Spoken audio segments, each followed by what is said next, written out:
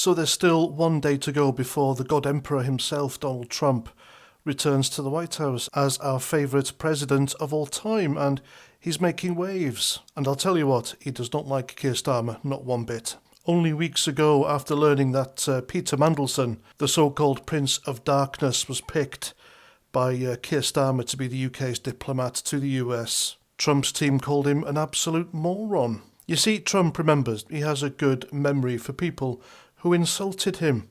And quite literally the whole of Keir Starmer's cabinet, they insulted him when they were the opposition a few years ago when he made that special visit. And by the way, there goes the special relationship. Keir Starmer's just destroyed it. I mean, it was hanging on a thread anyway, but now it's no longer existent. And no wonder, because years ago, this is the same Peter Mandelson who called Trump a bully and took the mick out of his America First mantra. This is just another example of the poor judgment made by Keir Starmer, and there are many. You do not pick a guy who has insulted Donald Trump to be your diplomat when he's president of the United States. That's just stupid.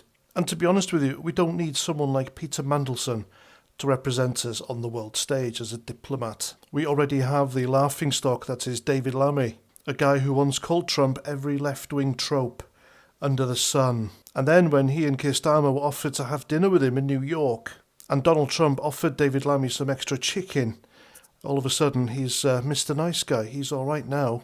It's amazing that all you need to change David Lammy's mind is an extra portion of chicken. But all that arse-licking in New York, it hasn't worked at all. I think Trump was just getting the measure of them, and he has quite easily, just like the rest of us. We knew what they were all about. Keir Starmer and his Labour government are duplicitous liars. They're deceivers. And Trump can see this because he's not stupid. And now, because of this poor judgment by Keir Starmer, picking Peter Mandelson as the UK's diplomat to the US, and Trump remembering everything they said about him, he wants to dump him. He doesn't want, and is considering to reject Keir Starmer's pick because he can. And this is a rare move. The US president doesn't normally tell a country, look, pick someone else, we won't deal with him.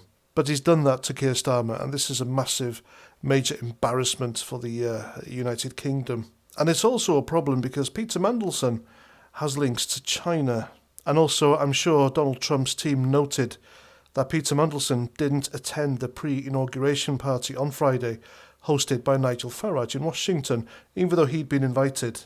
And that was a massive effort to build bridges, but Peter Mandelson, he didn't take it. That was another mistake. Who the hell do these people think they are? It is a massive concern that the new president of the United States doesn't trust our Prime Minister here, Keir Starmer, and his government, basically, so it needs a change. There's yet another reason for a quick general election to fix this massive mess. And also, according to Trump sources on the internet, they see Keir Starmer's Labour government as an anti-free speech administration, and that's a big, massive red line.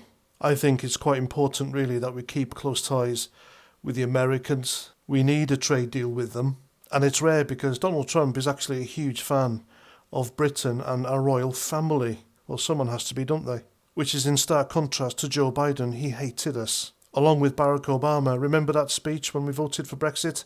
Britain will be back of the queue if we voted to leave. And he had no business telling us that. So yeah, Britain is in a far better place being on the good side of Donald Trump, and we can't be as long as Keir Starmer's in power. To be treated like this by the US president, it's a massive insult, I think. And I'm sure you guys think the same. And there we go, that's my video. I hope you like. Please let me know what you think in the comments as usual. And remember to subscribe if you haven't and you like what you hear. And I'll see you at the next one. Take care of yourselves, and Roger Trout.